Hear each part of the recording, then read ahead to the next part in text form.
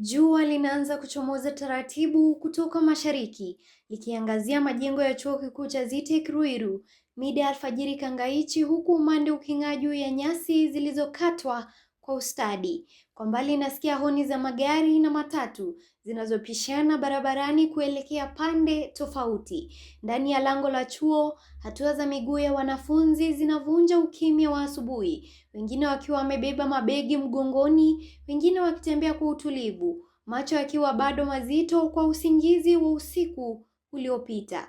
Kwa upande wa pili, wengine wanatazama simu zao, wakipitia barua pepe na matangazo ya ajira kwa matumaini ya kupata nafasi itakayobadili maisha yao.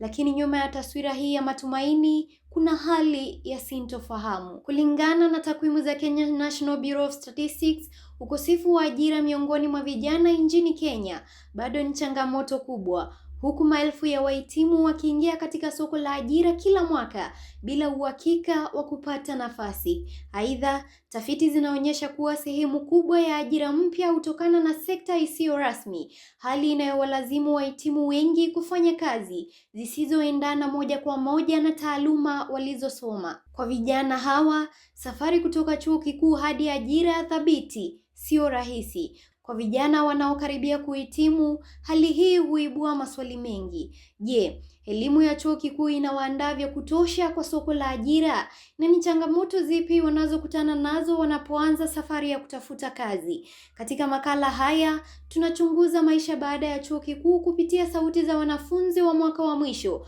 wahitimu wapya, wazazi na pamoja na wataalamu wa masuala ya ajira. Hata hivyo, licha ya takwimu hizo kuonyesha changamoto kubwa za ajira, kila mwanafunzi ana hadithi yake. Nilitangamana moja kwa moja na Lona Shakira, mwanafunzi wa mwaka wa mwisho katika Chuo Kikuu cha ZITEC anayesomea wanahabari. Alieleza matarajio na wasiwasi wake kuhusu maisha baada ya chuo. My name is Lona Shakira.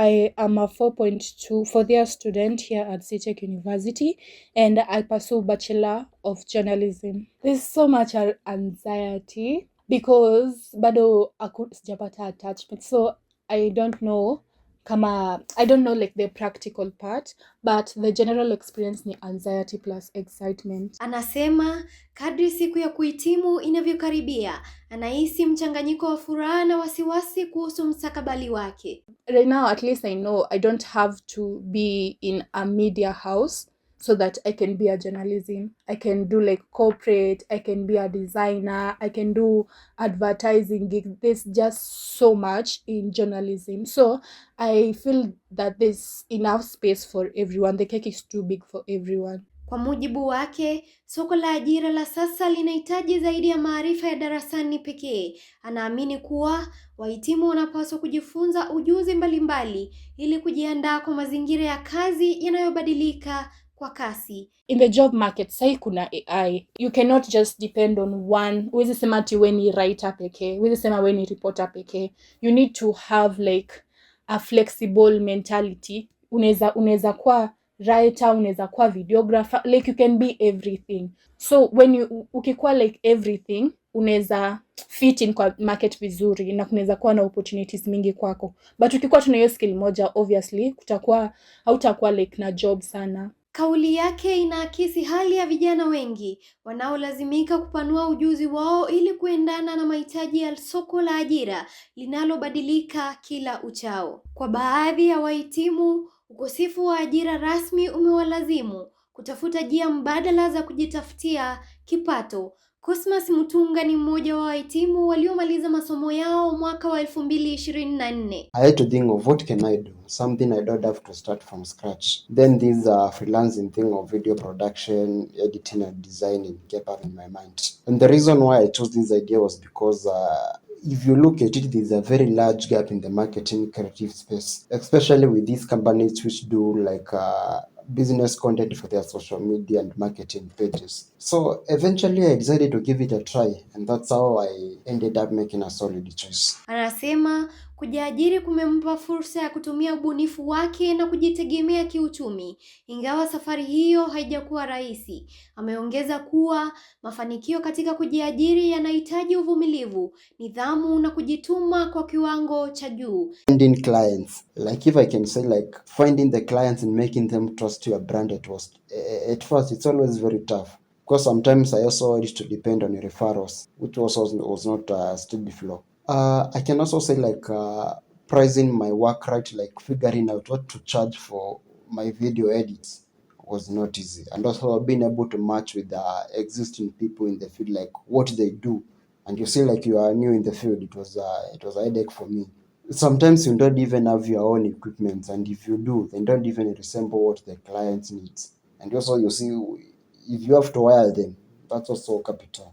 The same clients, sometimes they take ages to pay, and they are so stubborn in a way, but you just have to control yourself, otherwise you lose them. And another challenge I can say was keeping up with new technology and trends in the design sector was a bit challenging, especially if the required tools are not your pocket friendly.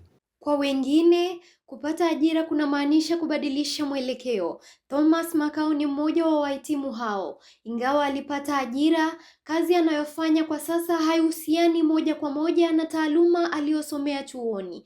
I pursued computer engineering from Mount Kenya University, but currently working as a stockist in an agrovet.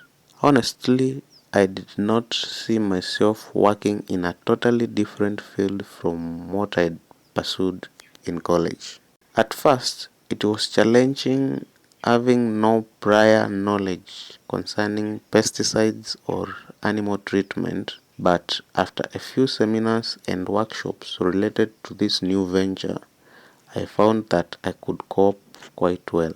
Anasema uzoefu huo, ingawa ulikuwa na changamoto mwanzoni, umemfundisha umuhimu wa kuwa tayari kufanya kazi mbalimbali na kujifunza mambo mapya. I'd say that they should stay open-minded to new learning opportunities if there are no immediate jobs in their field of study, but not to really lose hope with the current state of few opportunities in the country.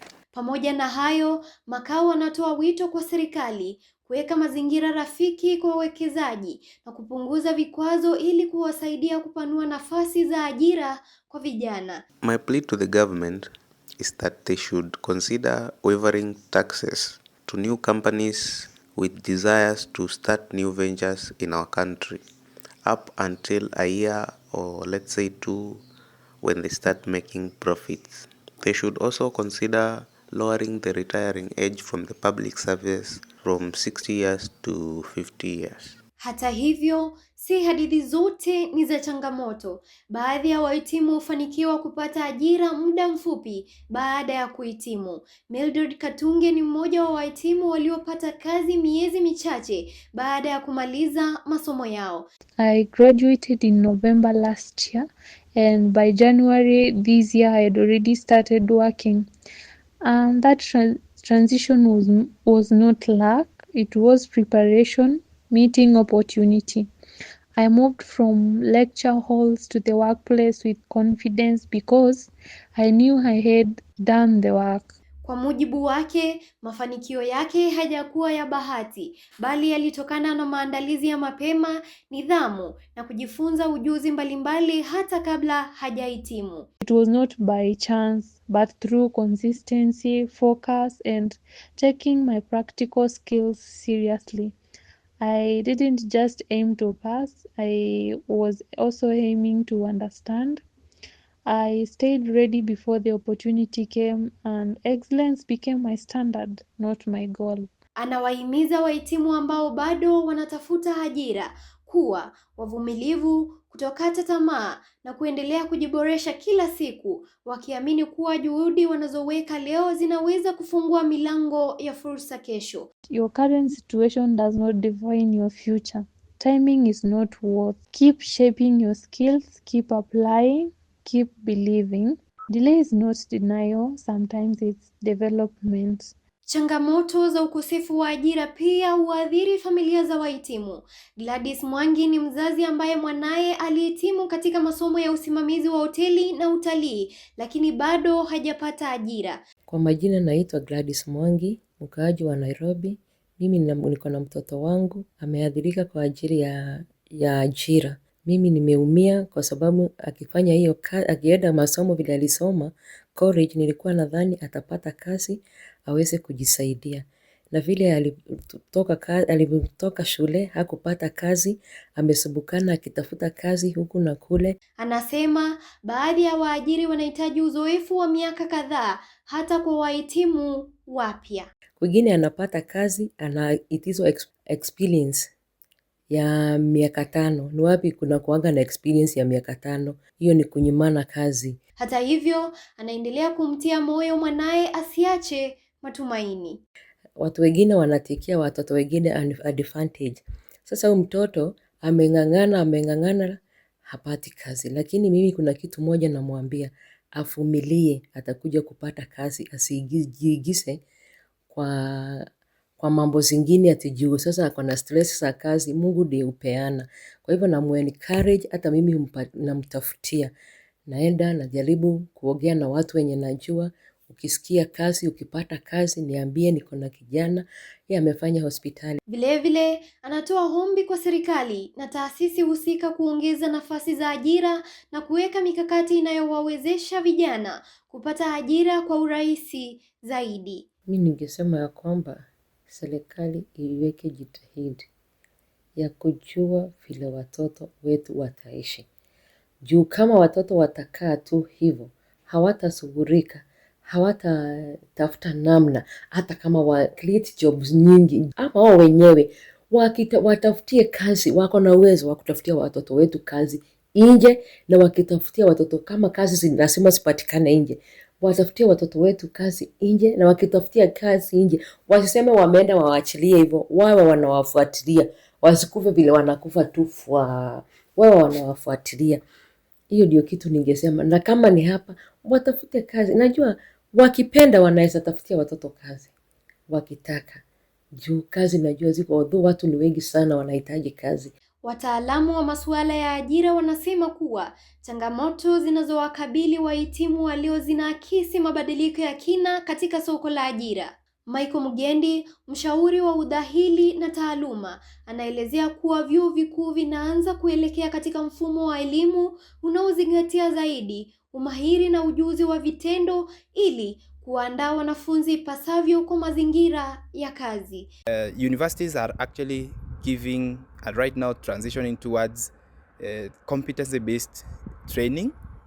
We are not anymore focusing on exams. That's actually being phased out. So at the moment, universities are offering ready students and graduates to the job market. Hata hivyo, anabainisha kuwa baadhi ya wahitimu bado wanakabiliwa na changamoto katika ujuzi wa mawasiliano, maadili ya kitaaluma kazini, pamoja na hari ya kujituma. We are in a very big crisis for some students. Majority are doing well, but some students lack actually all those basics. Many students lack self-motivation to be able to work out of what is the norm. You find students are struggling to be able to express themselves. Aidha, anawashauri wahitimu kuwa tayari kuanza katika ngazi za chini wanapojenga uzoefu wa kazi hatua kwa hatua. This is my piece of advice to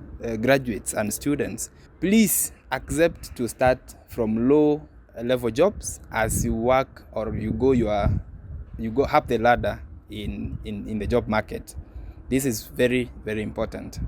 Licha ya changamoto hizi, wataalamu wanaamini kuwa fursa bado zipo kwa wahitimu walio tayari kubadilika kulingana na mazingira, kubuni mbinu mpya na kukuza ujuzi mbalimbali. Kutokana na kuongezeka kwa matumizi ya majukwaa ya kidijitali, kazi za kujitegemea, ujasiriamali pamoja na teknolojia zinazoibuka kama akili bandia, soko la ajira litaendelea kubadilika kwa kasi. Kwa wahitimu wengi, mafanikio huenda yasifuate njia ya kawaida. Hata hivyo, uvumilivu, ubunifu na uwezo wa kujifunza kila wakati vinaweza kuwa nguzo muhimu katika kujenga mustakabali wao. Kwa wahitimu wengi nchini Kenya, maisha baada ya chuo kikuu si safari iliyonyooka. Wapo wanaopata ajira mapema, wengine hujiajiri na wengine hulazimika kuanza upya katika nyanja tofauti kabisa. Lakini katikati ya hali hii ya ukosefu wa ajira, jambo moja linabaki wazi: uvumilivu. Uwezo wa kufanya kazi katika sekta mbalimbali na kujifunza kila wakati ni silaha muhimu kwa muhitimu wa leo. Kwa kila ombi la kazi linalokataliwa, kuna jaribio jingine. Kwa kila changamoto kuna fursa mpya inayosubiri kugunduliwa, na kwa kila muhitimu kuna hadithi ambayo bado haijaandikwa. Haya ni makala ya kabla na baada ya maisha ya chuo kikuu. Nimekuwa mwandishi, mhariri, msomaji na msimulizi wa makala haya, Angela Ndolo.